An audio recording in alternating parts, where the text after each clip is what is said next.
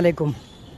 যারা বিদেশে লোক আনা নেওয়ার কাজটা করেন, অনেক মানুষ আপনাদেরকে অনেক ভাষায় কথা বলে। সো আমি ওই ভাষাটা ব্যবহার করলাম না, কারণ হইতেছে যে দালাল শব্দটা খুবই খারাপ।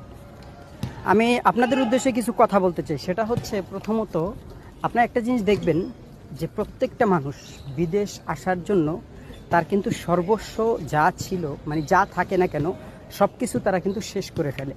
তারা কি করে, তাদের জমি থাকলে জমি থেকে শুরু করে যা কিছু থাক না কেন, সর্বস্ব শেষ করে তার ছেলেটাকে অথবা যাকেই পাঠায় না কেন, তারপরে তাকে পাঠানোর জন্য চেষ্টা করে আপনাদের মাধ্যমে।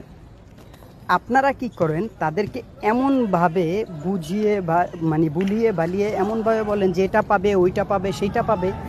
আসার পরে দেখা যায় তাদেরকে আপনারা নিয়ে আসছেন ঠিকই, যে কথাগুলো বলছেন তার একটা কিছু পায় না, প্লাস তারা এখানে এসে খুব কষ্টে আছে।